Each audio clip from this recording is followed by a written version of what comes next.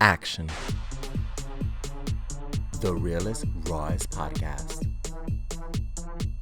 Get ready, bitches. Talking with Vic starts now. Alrighty, y'all. We have Shalom Blac here. Hello. Fashion, beauty, influencer, guru, Oh my survivor, YouTuber, everything about bad bitch. Like Period. everything Okay. about. Thank you for hyping me up. I kind of needed that. No, I mean, if y'all are listening and not watching on YouTube, she matches the set. She got crystals on her hair. Listen. She got pink lighter. Listen. I was ready. I watched the other podcast. I was like, okay, so it's like a pink vibe. I'm gonna come here with pink. No, you, What do you want, bitch? Child, you made me look unprepared. No, but I feel like we still go pink and yellow goes. You know, it's cute. Yeah. The lighting will. Exactly. It'll take care of it. Exactly. But thank you so much for coming. Of course. I was so excited for you to get here. I know we met about, I guess, 2 to 3 years ago at like events. We would kind of see each other. But I feel like I want to get to know you. That I feel like that's the theme of all the podcasts, is getting to know you on a more personal level. Right. So of course I want to go through everything that people that might not know who you are kind of get a gist of who you are and some of the things that you've gone through. But then I want to get deeper. Like, you know what I mean? I want to know things that the people don't know. Okay. You know what? I'm so open. The thing is, I always tell people this. I'm actually like an open book. Like, ask me. Because I can't lie. I'll just be like, okay, what you want to know? And you're honestly, I've seen you. You're very honest. And you're very, that's one thing I gained respect. I'm very observant. So I've observed, like, you're very consistent and you tell it how it is. Thank you. So I love it. You're the perfect person for the podcast. Thank you. I appreciate that. So I want to start off, for anyone that doesn't know you, like, where did this journey begin? Where are you from? And where did Shalom Blac, where did you start this journey that we call life? So I am born, I was born in Nigeria and I grew there for about like 11 years of my life. And I then got into an incident where I got burned with hot oil when I was 9 years old. And so after that, my aunt that was living here in America decided, you know what? Why don't I bring him here for, a chance maybe to get, plastic surgery, just reconstruction of our face. And by the way, when I say our, it's me and my sister. So 2007, we moved to America, got a couple of procedures done. But, you come out, you think that you're going to look like a normal person again. It's just like, it's never really going to ever go back to what it was. And then I started, school year and, got picked on, whatever. But, we passed through that. And then I kind of decided that I want to put myself on YouTube just because I thought it was so cool watching people do YouTube. And then I just took that chance. And from there, from one thing to the other, it just led to me kind of getting here. So, it's just honestly a chance. No, I remember the first time I saw you, I still lived in New York. And I remember I forgot what platform it was on. It was on Instagram, but it was like for a brand or I don't know if a magazine, and you were explaining your story. And I remember I had actually posted, because that was at the time where, on Instagram, you could post random shit. Like you didn't have to always do like the way we post now. So I remember I posted your video because I was inspired by it. And that shit did wonders on my Instagram. So I always remember you from that instance, because I was like, it's kind of weird before you move to LA and then you come here and you see people that you've seen before. Yeah. And it's kind of like, wait, I know who you are. Like, you know what I mean? Yeah. How did that experience with the burns and all of that, was it like the reason why you got into makeup and how did you get into that? I would say, as a kid, I always loved makeup. I liked it, but obviously I couldn't wear it. But then after getting burned, I really got introduced to it through the hospital because it's like, we want to help her feel confident and just kind of be free. So I got introduced into makeup and I really started like getting into it, trying to like do my brows because I didn't have brows, going to middle school, high school, just trying to like fit in a way. So I started like just teaching myself. And then out of nowhere, because I remember I would go on YouTube and I would just watch like music videos, back in the days.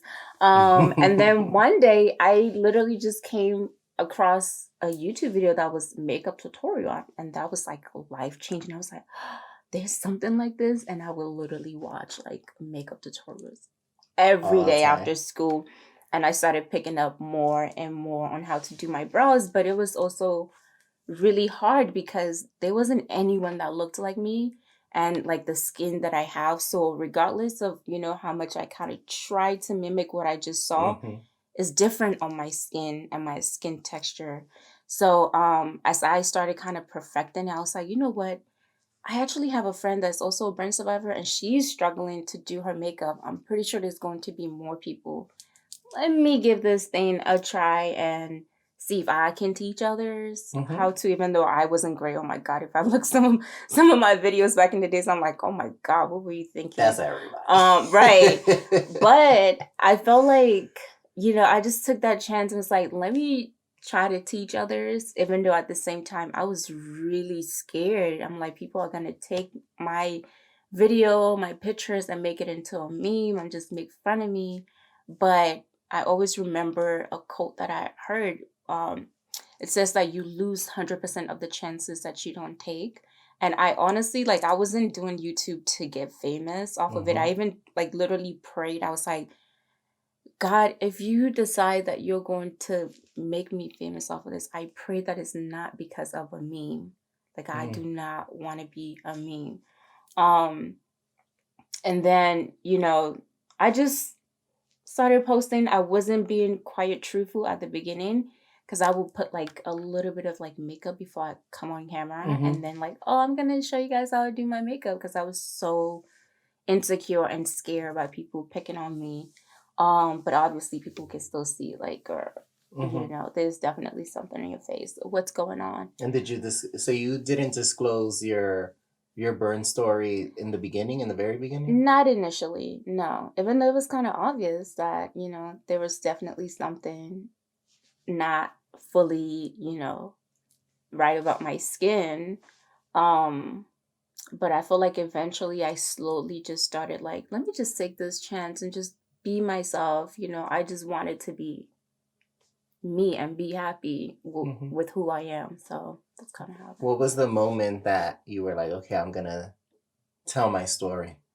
My first time taking that was when I decided to post a picture, and this was like Instagram. I decided to take a picture of myself without a wig. I did have makeup on, but I never actually looked at myself like, without my wig. And I saw myself, I was like, wow, I actually look kind of nice. So I decided, let me post this picture, but I was scared shitless. This is probably when I just graduated high school. I'm like, oh, my classmates are going to see it. I don't know what's going to happen. Took that picture, posted it, and then I literally logged off of Instagram and like deleted the app. And one of my friends texted me maybe like 4 hours later and was like, such and such posted a photo of you on Twitter. And my heart literally like sank to my stomach. Were you scared? Yes. I was like, oh my God, what did he say? She was like, no, it's actually good. He posted on Twitter, he was like, Shalom is the real MVP. And I started like... Was it somebody you knew? Yeah, someone that went to my school, one of my classmates. Wow. And then from there, like, I started... It wasn't like viral, but I mean, at the time, it was like a lot for me. And it was close to home. Exactly. So it was personal. I was like, oh my God. I almost cried, and then I like go on... I decided, let me just get back on my Instagram, and there was like comment, people telling me like how I inspired them. Some girl, I can always remember this. She was like, I have a scar on my leg. I want to model, but I've been feeling so insecure, and this has like made me want to like, just go out there and do it. I was just like, wow. Not you. Like, I've been holding back tears listening to this already. I was I'm a like, wow. crybaby. I'm very much a Don't cry. crybaby. Hopefully it's good tears. No, So it's definitely good tears. yeah, Especially seeing how far you've come, yeah. you know. And I think that, you know, even with everything that you've gone through in every interaction, because I'm not going to sit here and act like we're the best of friends. We talk all the time, but in every interaction that we have had and have been around, I don't think that you've ever walked around as a victim. I think you've always held your head up high, and you've always made it so much more about that story. So it's interesting to see and hear like kind of the deeper aspects of it, you know? Yeah.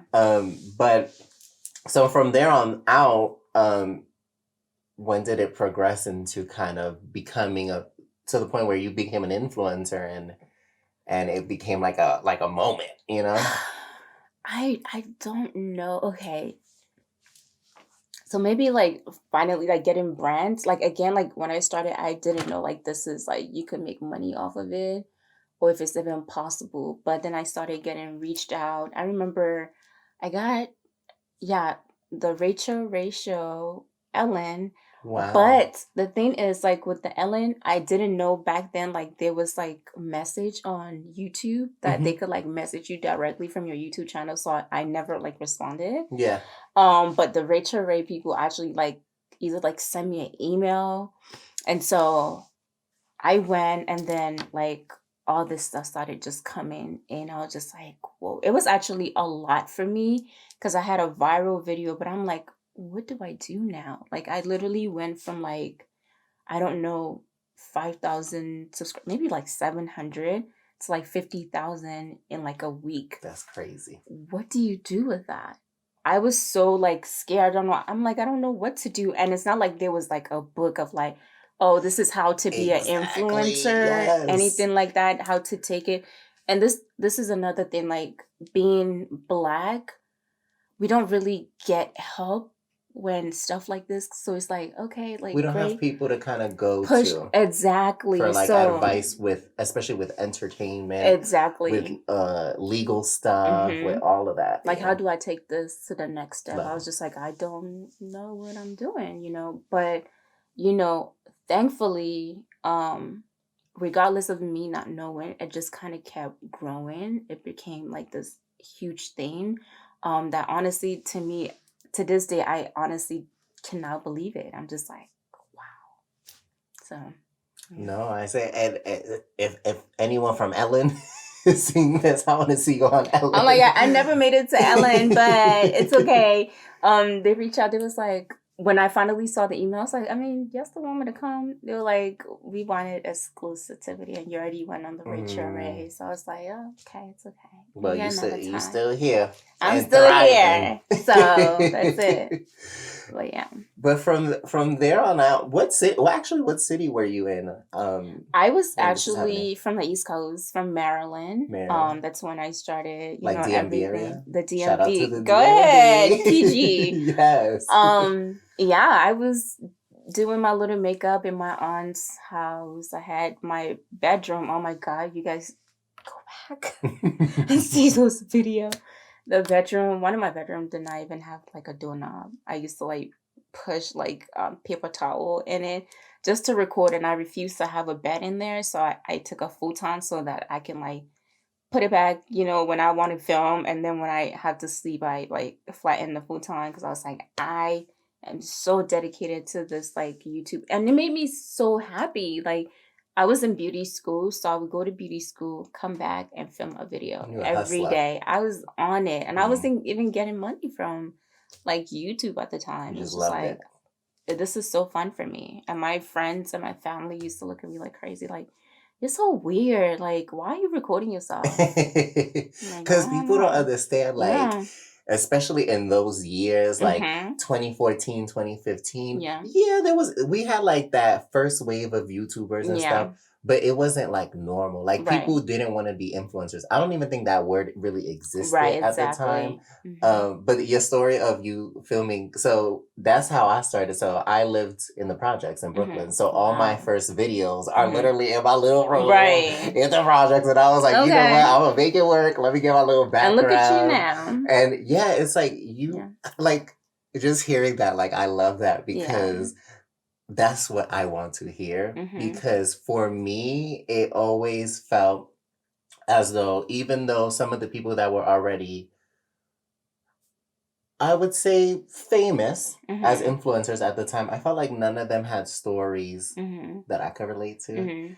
Like, And I think that's the thing where I'm like, I felt like, okay, this person got it because they're so beautiful. And for a while, I'm like, I would never get to this level because I don't look like this people. Like, when are people going to see me beautiful and want to follow me and stuff like that, you know? But I feel like with time, things are kind of changing where people want like substance. It's not just about like, oh, the look and all of that, you know, just having substance and meaning and connection. And let's be real, like most of the people that watch YouTube are regular people. Like I want to come on YouTube and feel related to somebody. I don't want to be on here like I can't relate to you at all, you know? So I think that's kind of what, you know, it kind of changed. yeah, no, I Yeah. feel that. I love that. I would have never known that, to be Yeah. honest. And I feel like especially, you know, people come from places like that. It doesn't matter what color of your skin that you Yeah. are, but it's something about, you know, hearing a Black story and hearing a story that's relatable to Yeah. my story as well. Because, Right. you know, most of the time when we have people in the industry or in entertainment, they already were in. Like they Mhm. were already a rich kid who Right. had a famous Black actor parent or something Mhm. like that, you know? So it's Yeah. you don't see that. And I feel like people are almost afraid to talk about the struggle. Yeah. And I think there's so much beauty Oh yeah. in the struggle. Like Oh yeah. that's what makes me want to root for Do you. you know Like, what I mean? Like you yeah. sit and you're just like, yeah, like I struggle with this much and I'm here like and I feel like those people, us, we appreciate it so much because we know like where we came from Yeah. and you put in more work because you're just like, I know where I came from. I'm never going back there. It's only up from here. You Only know what I up. mean? Yeah. So So that's when just it. when was the moment that like you were like, okay, I'm moving to LA, like I'm gonna make it work out there? Um, honestly, the moment was I couldn't really find anyone to like do stuff with. You know, it was so like, and I watch Instagram videos and stuff, and I just see people like in LA kind of going about it. And also, you know, I started saving up. I was just like, I'm ready to actually have my own place, but I Yeah. can't see myself like still here That's in the me. DMV. You know what That I was me mean? in New York. I was like, let me go ahead and go to LA. And my family thought I was crazy. Like, you're gonna go all the way on the other side of the country by yourself? You don't have no family No out here? family? No. Me I neither. mean, now I do, but I don't know anyone. I didn't have any friends here. I was just coming. I was like, you know what? I'm gonna come. I mean, there's some few people I talked to, you know, on Instagram and stuff, but you know. So I decided, it was like, okay, well, you gotta save up. I saved up money. I was not playing. And I came here for I think like YouTube Black, like the first YouTube Black event. And I honestly loved LA. I did not want to leave. I was like, I have to come back That was me here. when I first got here Yeah, I was like, this is too. so nice. But it also kind of remind me of like back home, Nigeria. Just the weather, you know, like just hot. And some of like the houses are like built like houses back in So it Nigeria. brought you So I back to home. loved it. Yeah, I was like, I have to be here. So I came back, looked at some places, went back home, put in my application, got approved. I only came here with like 2 luggages. I was Wow. like, here I am, LA. That's And yeah.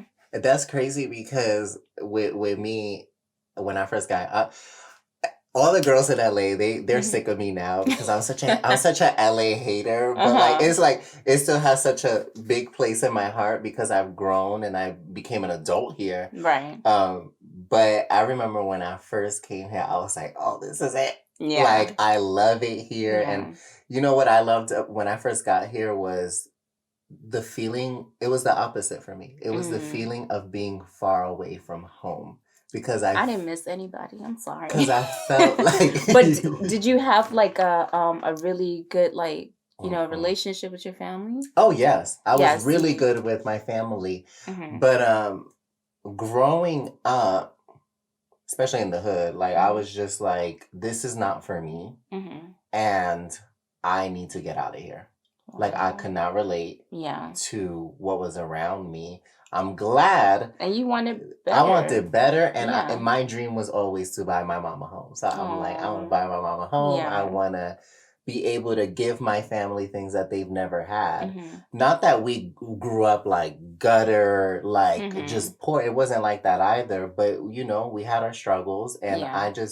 you want to break the family Yeah, curse. of You want to, course. Of course. progress. Exactly. So for me, it's like that's always like in the back of my Mhm. mind. Like I'm like, And was it kind of scary because you like makeup, and I feel like around the time and social media, people didn't think that you can actually make a good living. Like fucking doctors, let's be honest. You the Some girls. of us You like the- fucking doctors.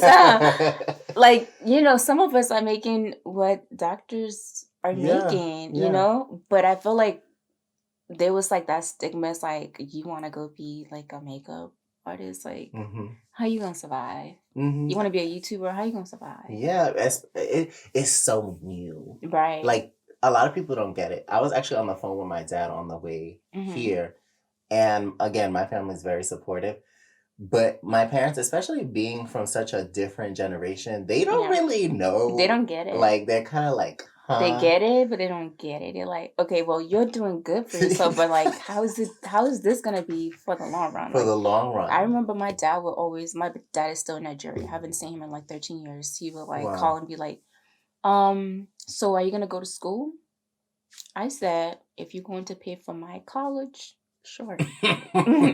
If you're not, I'm not about to put myself in debt. Like, Yeah.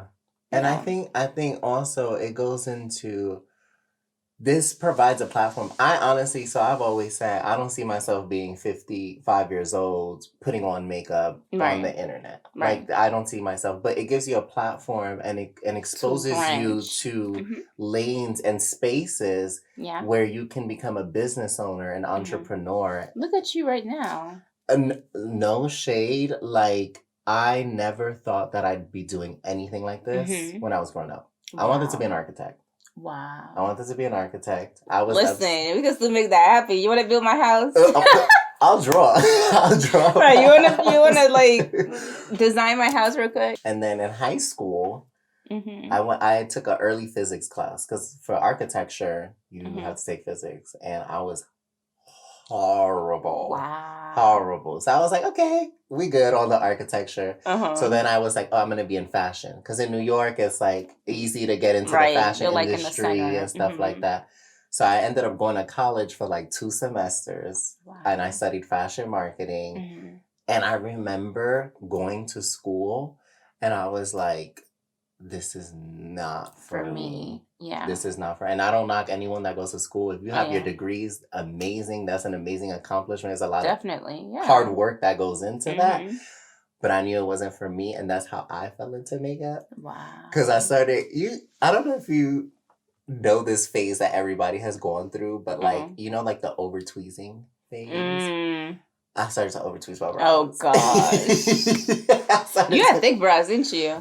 Because when you met me, I was like, wait. when you met me, I had thick brows because I was so traumatized by the no brow era. And it's funny because now my brows are pretty thin, especially from when you met me, because they were like thick and then like blocky, like they're like dun. Right, it was there. You're like I see it. Yeah. It's so funny. Everybody that knows me, I'm like, I see like, it. That's why I'm like, wait, brows? I'm trying to remember when I saw you. Your brows were pretty. They were thick. Huge. No, they were but yeah, thick. no. But that's how I fell into makeup, and now I feel like because of makeup, I'm falling into completely different things. But I feel like we evolve as humans, like your interest doesn't necessarily mean like you're completely not interested in what you do. It's just like you evolve, you want to learn more. We're complex. So it's like you want to do more. I love to do so many stuff, like I love makeup. I'm so into like interior designing and I want to take that very serious, and stuff like that. And I'm you have a somewhat homepage into on Instagram, like a home decor I'm page. like doing a little bit. And I want to take that like literally so serious, But like before, yes, I decorated like my rooms and stuff. Like I wouldn't have thought like I would fully be so like interested in that. So it's like, we grow, we find a bunch of different stuff that we like, but I feel like it still kind of like connects in a way. You know what I mean? Like now you're doing podcasts. It's like you have all the beauty like people coming in, social media coming in that still ties in, with what you do. So and I think what you're saying is so accurate because the reason why I wanted to get into podcasting is because I've always felt a little bit misunderstood. And the only times when people would understand me is if they had a conversation with me. They'd be like, oh, I get why you are the way that you are. Because I'm all about, like, I love getting to know somebody. Right. Like, I love having, like, those deep conversations and kind of having, a better understanding of somebody. And I think that's why when I would go to beauty events, I would just be like, we don't really get that time to like talk because you're just like, okay, so there's this makeup, we gotta shoot content and stuff. You don't really get the time to actually like sit and know people, and the music is loud, it's just sort of like, hey girl, snap, boom boom, see you next time, maybe we should, I was kind of annoyed when I came to LA. I was viral, so everybody kind of like knew me, so I remember I would go to event and literally I used to be bombarded by like influencer, and it was a lot for me because I wasn't used to that.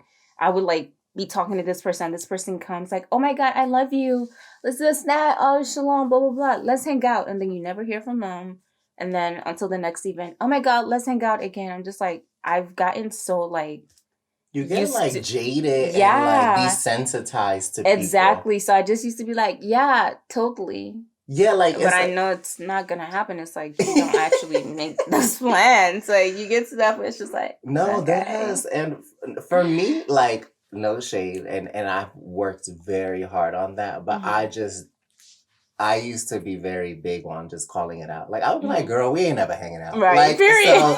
so, but to a lot of people here, that's like, like what? Even though what you're saying is the truth. So I've had to work on it. So that's why with the podcast, I was like, you know what? Like I want to get to know my peers. Yeah. Like, what's the tea? And like, I don't want to hear like gossipy shit. Like, I want to know your life. Exactly. And I think that in today's world, especially, like everybody's always worried about some tea or something. But like, what's the tea? That's not good for like your brain. Like, to always be hearing that shit and stuff like that. And that's why, like, I feel like I pick and choose the people I'm like friends with. Like, I would tell you this. I have a lot of like associates, like makeup people, a lot of them. Obviously I follow people and stuff like that, but when it comes down to my friends, I can count them with like maybe 10 fingers. You know what I mean? People that I'm actually like talking to every day, I'm on the phone with and stuff like that I've made from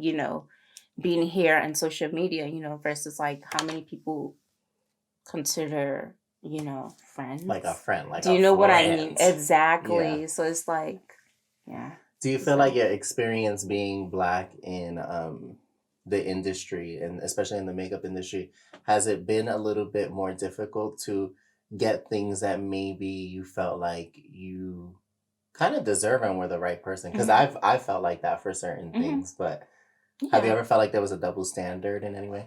Definitely. There's a lot of stuff or certain brands that I would want to work with. I would see them working with someone that has way less than followers that I have, and when they come to me, it's like, you giving me this like crappy offer. It's almost like offensive. Like, what? Mm-hmm. This is what you're offering me? And I thank God, like I have a great manager that completely like understands me. It's just like, yeah, we're not taking this, you know? Yeah. But at first, I think, again, like when I mentioned earlier, it's like, they don't really teach us this, you know, we don't have somebody to like go and ask.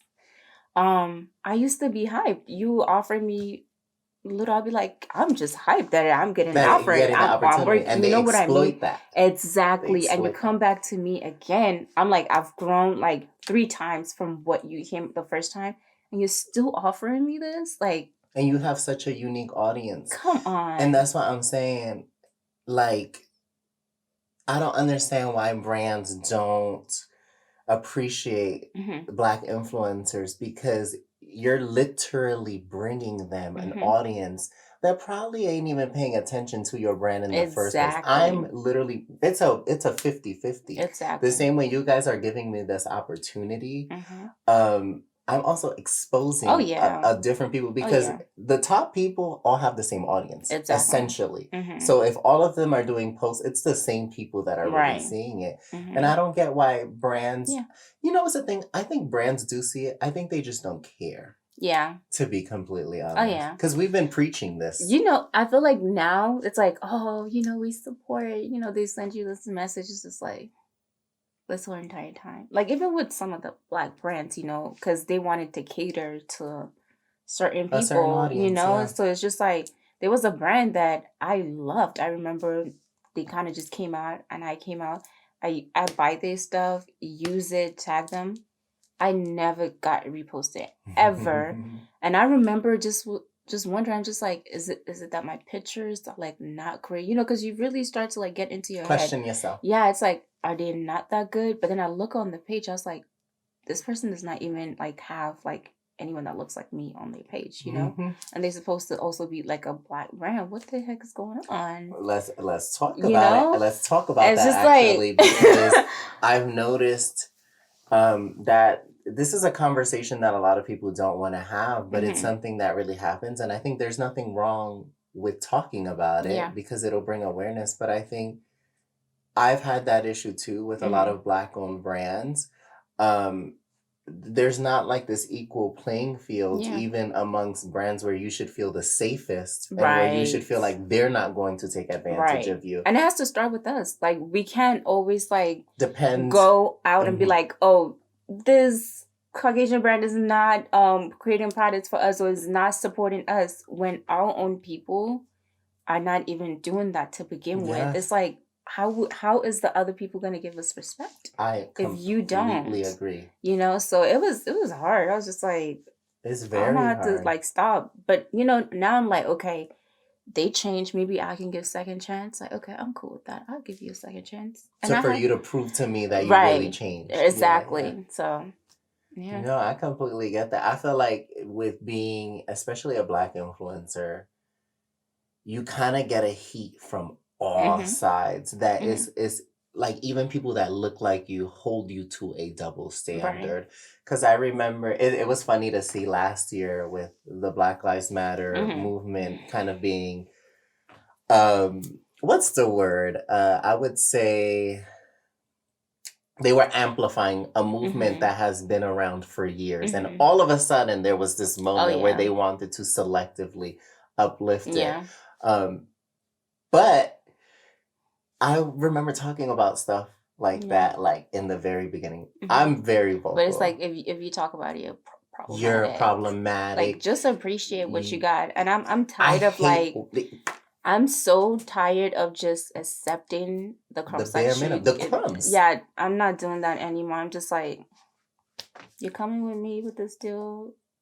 It's not great. I'm not gonna take it. It's okay too. Like, it's okay. Maybe you're going to go ask the next person. They might take it, but you're not going to get from me. You know? Shade. And it's not even personal. It's not. It's just like respect. Yes. And I feel like when you kind of defend yourself, and I could even see it from a point where it's like, you being a woman even adds so much to that, because I think as a woman, there's an expectation that you always have to be a certain way. And if you're firm, you're a bitch, or you're this or that. And it's like, no, like, you're a business person. Yeah. You need to do what's best for your business. Right. So for me, I always felt like with brands, they would take it personal. And it's like, it's Yeah. not personal. I still love your products Right. and I'll still Exactly. use them. Yeah.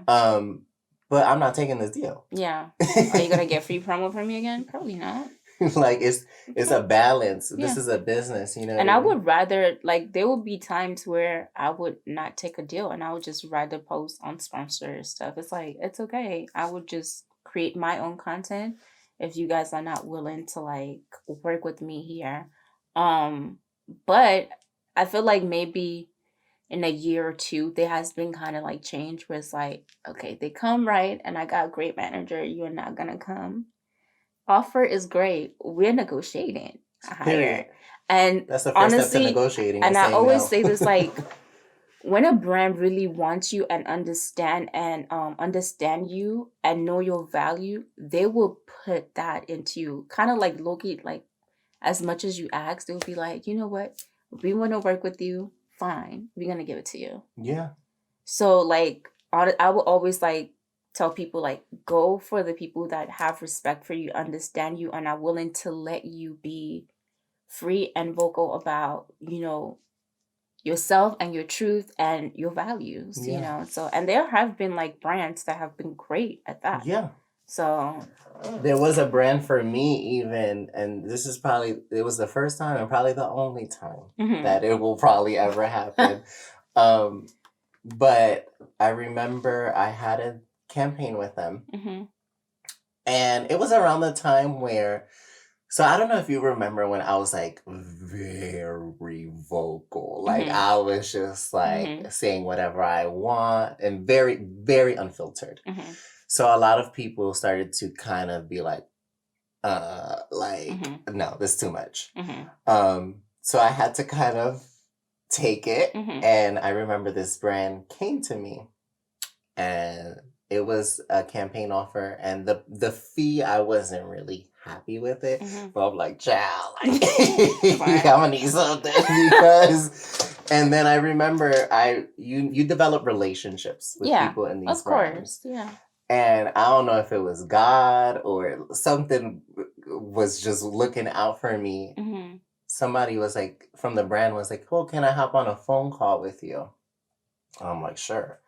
They were like, so we're actually going to triple your rate because we feel like you should be getting paid more for this. And I was like, that's amazing. I was like, yeah, like that's perfect. Amazing. Like, and it was like in a time when I really needed it. Yeah. So that's why it's always like, it's a balance. I always feel like you should always definitely stick up for yourself. But I think it's a balance. And I think I'm finding that balance. Oh, yeah. Even with this and being able to express myself. Yeah. In a clearer way. Yeah. I had some like really good relationship with some brands, and I feel like that's the good thing about kind of being here, because you get to meet the brands and you know people kind of on a personal level, and those people know you on a personal level. So when they come to you, they know, like, you know, already like, hey, this is what we're doing. We really want you to be like involved in this and this, you know. Versus I had other brands, especially when it comes to like fashion brands and stuff. You know, where it's like, I don't know. I guess I'm not a fashion girl. I reached out to a brand that I wanted to like work with because I buy from them all the time. Yeah, so I was like, so it makes sense. Yeah, I was like, you know, I would love to like partner with you guys because when I wear this stuff, people are constantly asking me where it's at. I mean, where I got it from, or I already tagged it, you know? So I was like, you know, like, can we work? They say, reach out to this email. Or did, oh no, we don't have time right now to do, or we don't have the budget, but we can like send you stuff. And I was just like, no. And then off the random, another time they reach out to me. Hey, I think it was like Black History Month. Oh, we want you to be a part of this Black History Month. We want to empower women, but we don't have a budget. What? Let me walk out. Are you kidding me? And this brand is big. And I see the people that you are paying sponsor posts to. I say, yeah, no, you're not using me for Black History Month. Thank you very much. Have a nice day. No. Wow. I didn't reach out to you guys to tell me no, and then you reach out to me, and then to still tell me you don't have a budget for me. That's fucked up. Not on Black History Month. Absolutely not doing that. Especially, like, are you kidding? I was Like, no. you're using me to make your brand look Yeah, better. exactly. That's But you don't want to pay me. ridiculous. Yeah. No, some brands do try it.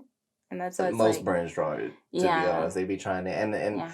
And I think also what we got to understand is a lot of, not only is this industry relatively new in terms of the influencer world, but a lot of us are very young. Oh, yeah. Like, and naive, and they exploit that and they take Exactly. advantage of that. And then also, there's really no standard yet. I think things are just now being standardized. But for a while, it was kind of like you expected a certain kind of way of going about things by brand as opposed to as an industry standard. Right. So it's like you never really knew what you was going to get.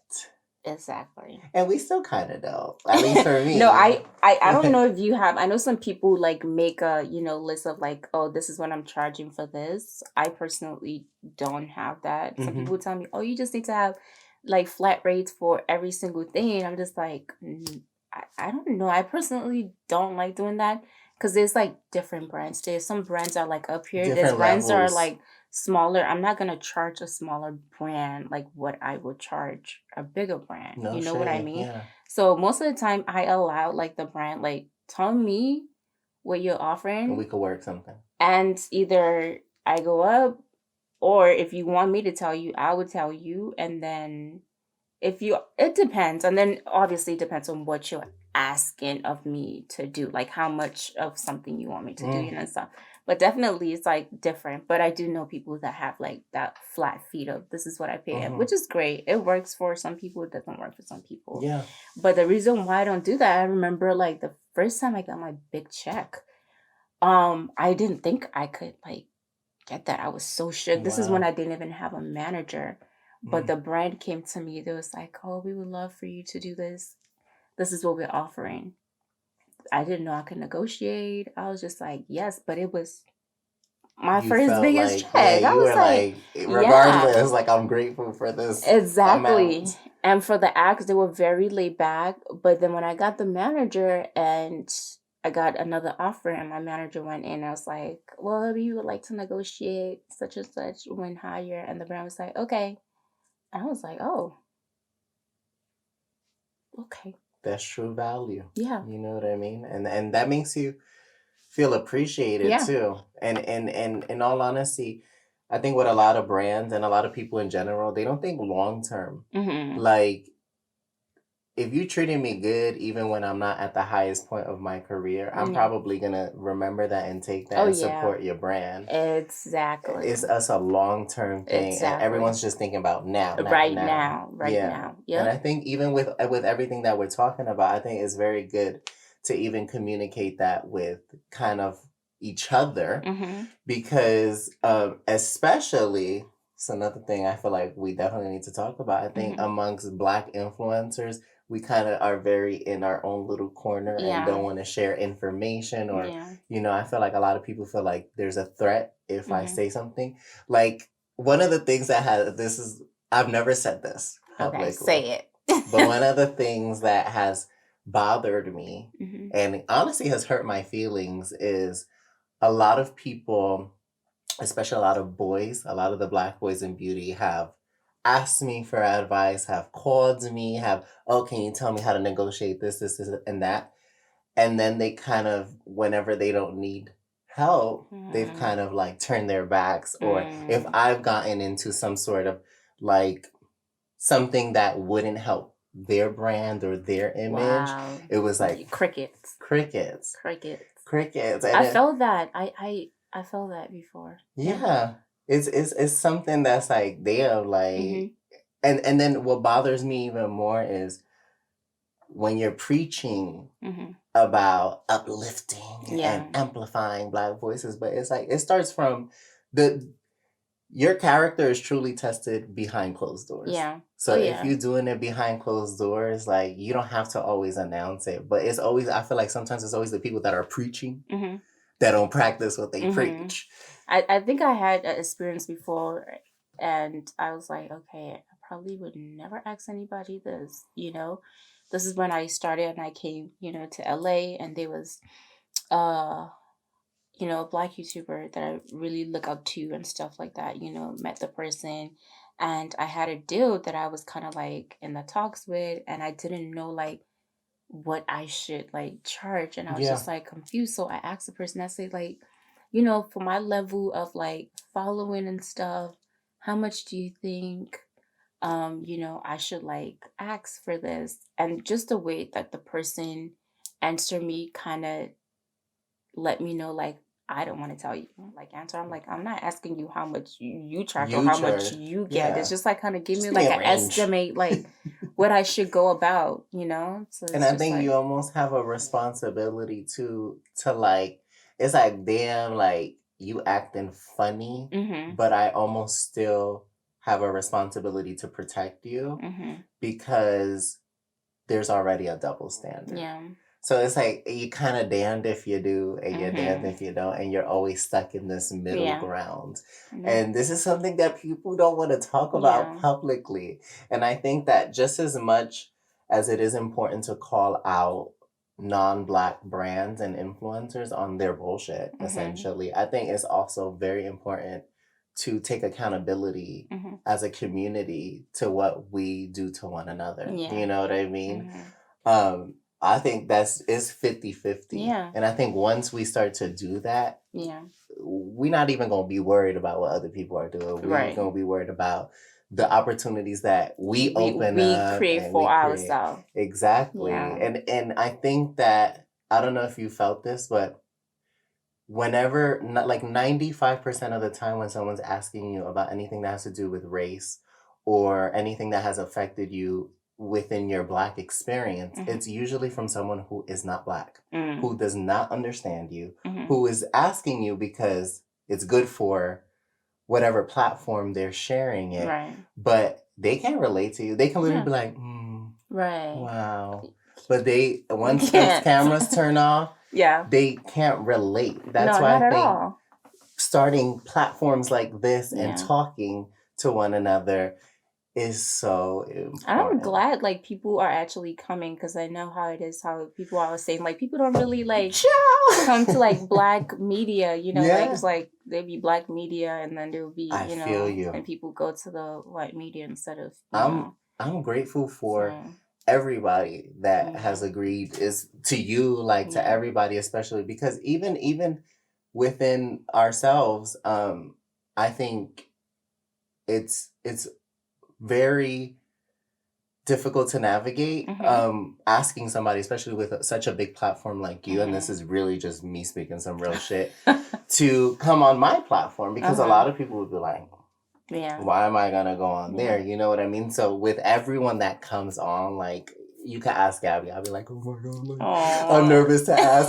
But then like when somebody agrees, I'm like, oh my God, yes. Like, it's because it's like, it really, I started this because I really just want to get to know your story. Right. Like, I love that. Like, I love it. It brings me so much joy. I love that you're doing this, Virgo. And I have one question. Like, what made you decide to start a podcast? I think it just came from being misunderstood. I think there was so many years where I had such a hard exterior, especially being from New York. You're already aggressive. Right. Y'all mad loud.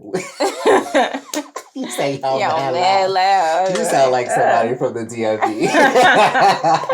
I'd be so mad. I'd be like, relax. But not only loud, but it's like intense. And when you leave New York, that's just your way of life. Like, you don't feel like you're loud or you're aggressive or anything. This is just my everyday. Me. So I felt so misunderstood throughout the years. I think that a lot of people not only thought I was aggressive, which I was aggressive. You know, I was aggressive. I definitely have toned it down because I've identified that. But I think a lot of people took some of the things that I would do as being messy or being, so it was just like, I mean, I felt some type of way. Yeah. I was just like, let's talk about it. Yeah. See, the thing is, I'm like, I have really like bad memory, but I know like with certain people that you will like, moving with around that Mm-hmm. time, energy just for me was just like, ugh. I don't think I ever like me and you ever like talk where I'm Never. like I Mm-hmm. got weird energy. But I know, someone that you were around with From where I was just circumstances. like, yeah, I was just like, oh, like I had to tell the person, I was like, I actually cannot like be friends with you. And it's not like anything like specifically happened between me and this person. It's just like the energy and like I the way that remember the when we had person, that I actually approached you. did you? I was the one that approached you, Yeah. and you were very honest up front, Yeah. and you did it in a way where it was not No. confrontational. Um, but I remember with that situation, because I know Yeah. what situation you're talking about. I remember telling the person, "You gotta respect the honesty, child," Yeah. because a lot of people would just dance around it Mm-hmm. and lie about it. So I gained a respect for you because Mm-hmm. that was something that I wanted. Mm-hmm. So I've always wanted, like, if you felt away, Yeah. tell me. Yeah. I'm not some crazy And monster. it's not like, oh, I You don't, want a hurt feeling. if I see the person, I definitely would be like, hi, bye. But Mm. it's like, you know how sometimes you feel like you're kind of being forced to be like friends. I don't like that forced friendship. Like all the people that I'm actually friends with, it kind of happened naturally. We meet, hey, hi. Maybe the next time, like, you know what? Let's actually hang out. We hang out one time, and that's like it, right? Yeah. But if I hang out with you, kind of like few times, and I just still cannot be myself around you, it's just like, you know what? This is taking a lot in me to like Yeah. be around you, or it's like just like you know what I mean? And even with that situation, it's funny, I wasn't gonna bring it up. But I was actually what some of those situations made me nervous to ask you. Really? Because even though it wasn't personal to me, I just have always kind of been nervous to kind of ask people for just things in general, but I always felt like, damn, like, what do they think of me or anything? Because normally I don't care, but if you're going to interact with somebody, you do care. You know what I mean? Yeah. But that was honestly one of the moments where I was like, okay, I respect Shalom. She's honest, and honestly, when I would approach people would be kind of scared.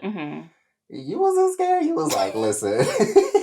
I was like, you know you what? was like, this is what it is. And I was like, okay. Yeah. You said I said what I said. And I was like, you right. sure did. And it's no like drama. And the thing is, like, with me, it's like, I don't have to make anything like public. It's like, I have friends where I stopped being friends with. Like, we all go about our own way. Like, there's no need to like go, oh yeah, I stopped Make it a drama. Like, it's just like, let's be real. If you're not in this platform and stuff, would you have somebody and then be like, oh, today this person did this to me, let me go and expose them? I hate that shit.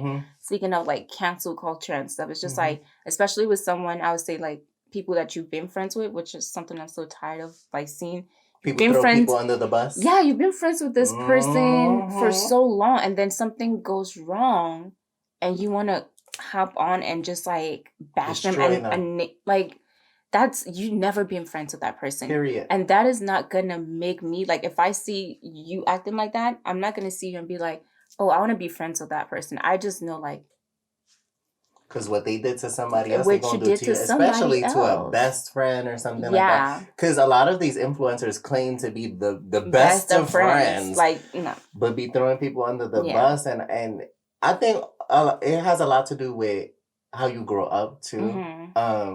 But it's the clout chasing. Because it's like that little moment that you feel like, oh, I'm destroying this person. It's just like, it's like a jealousy, like a hatred. Something. I'm like, how do you, I just can never, no matter how much I dislike, I have friends where I stopped being friends with. We all went our way. And now we're back being friends again. Because, it's like, you just never like know. But imagine going through that, then you go online, bash the person. You really think you're going to be friends again after that? I feel like there's like no coming back from that. So that's like another thing with like social media and stuff. Yeah, I think protect yourself. People gotta realize, like, even if we're not friends, that don't mean I'm your enemy. Right. We just not friends. Like the same way it was nothing before we were friends. It can be like that. You know what I mean? And we have to learn to like just appreciate the person for the time and the purpose that they Exactly. filled. People come to your life for a certain amount of time, for a certain amount of reasons, and that's okay. And I think with cancel culture, I think is never about accountability. And that's what's important. It's more about the accountability, not canceling this person. No shade, I've said so many things that I could think of that I'm like, ew, like you was talking like this, like you used to even feel like this. And I feel like you have to be accountable. Now, if someone's making the same mistakes over and over, after a while, it's like, all right, you trying it. You know what I mean? But I think that now it's like the first mistake, and it's like, you're done.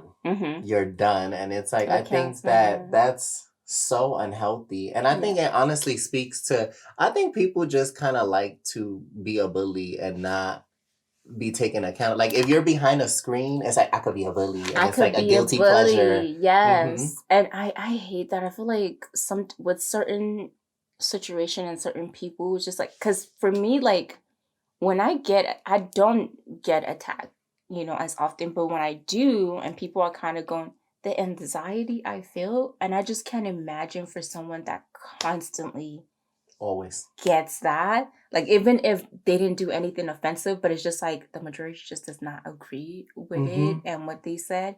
It's just like, whew. I was telling Jackie, I think there was something going on, and I was just like, I don't know how you do it. Because I cannot, like, I get anxiety off of little stuff. I'm just like, I don't know how you deal with like people constantly back to back, just like picking. No It's shit. just like, I think it's crazy. even with her, I've been guilty of saying shit because I've been I was always vocal, and I had to check myself because I'm like, okay, wait a minute, how am I gonna hold this girl to this woman to a double standard and call her out on stuff and not call out people that are actually doing stupid shit? Like, it really goes into the psychology of how conditioned we are into picking on certain people. Especially if it's like 1-2 people pick on, then everybody's like, oh, I feel this way about this person too, but I was too scared to say anything. But since everybody's saying everything, bandwagon.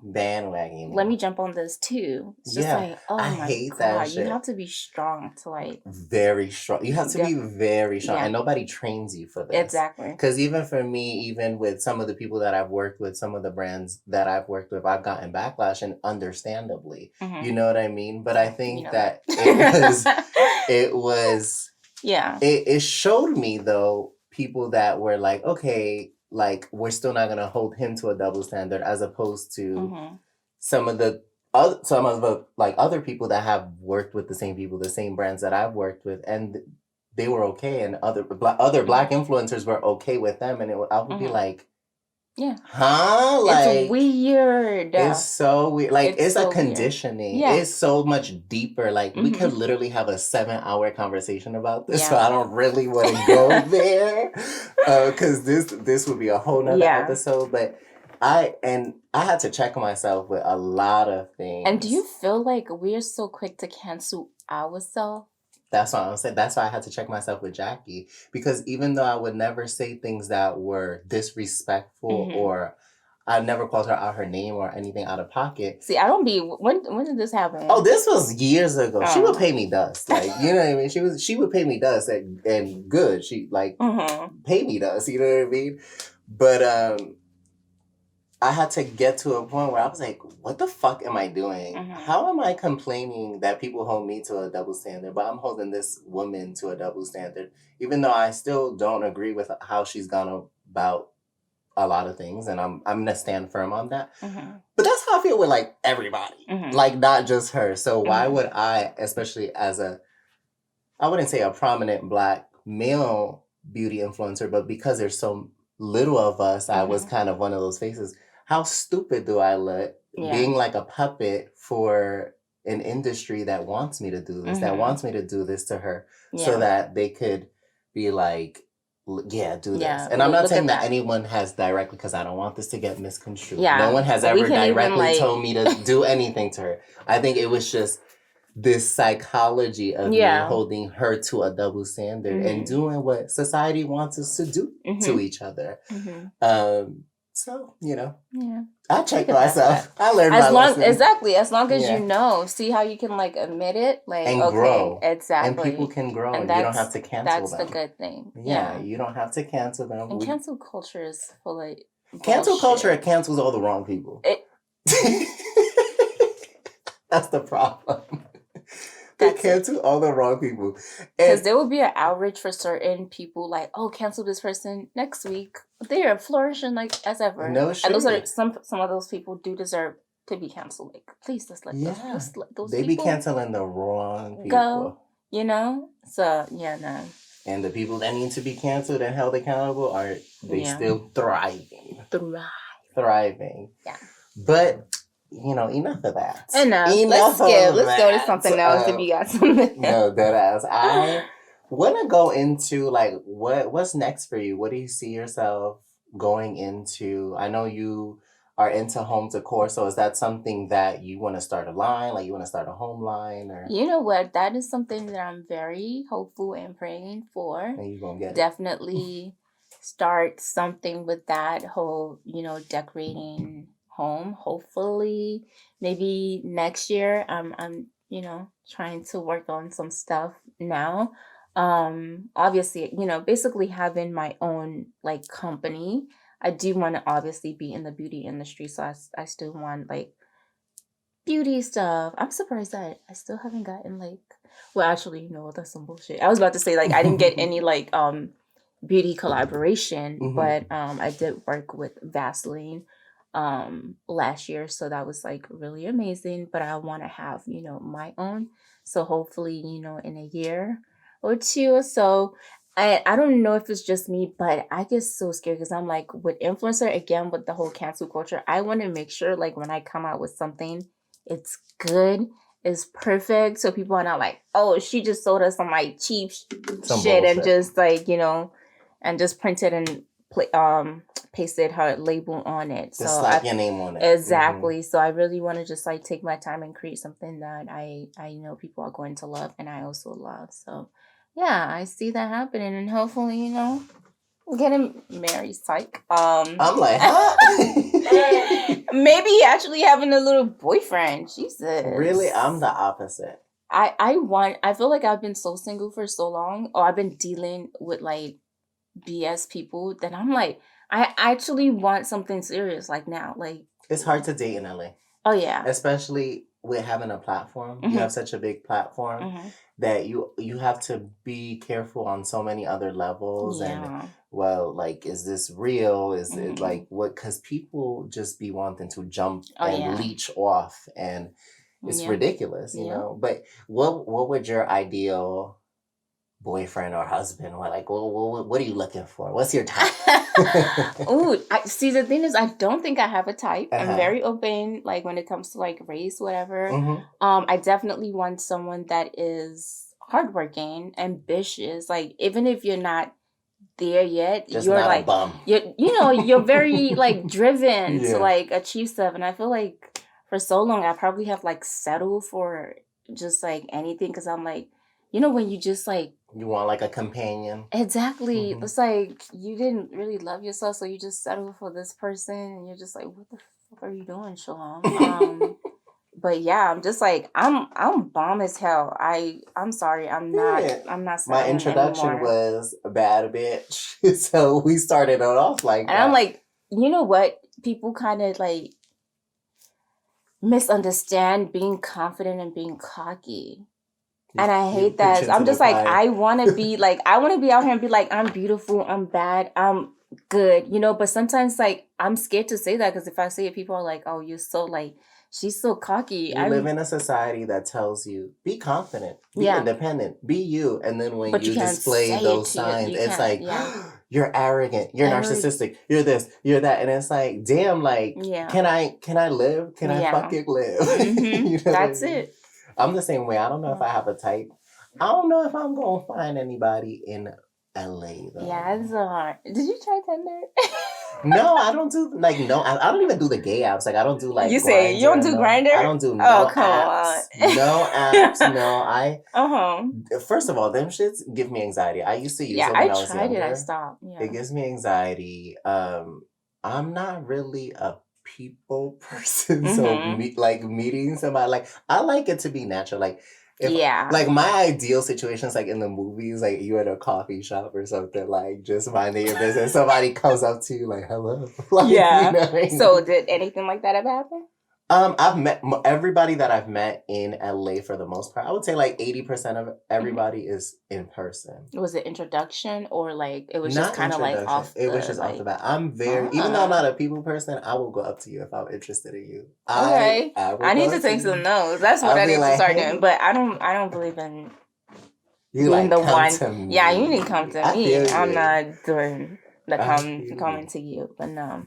So I want to end it off on kind of like, what advice would you give to girls like you that, you know, grew up, and also like, because you grew up in Nigeria, but also grew up with circumstances that might have not been the normal circumstances for a child. So what advice would you give to little Shalom if you could time travel back in time? Advice that I would give to little Shalom is to, how do you say this?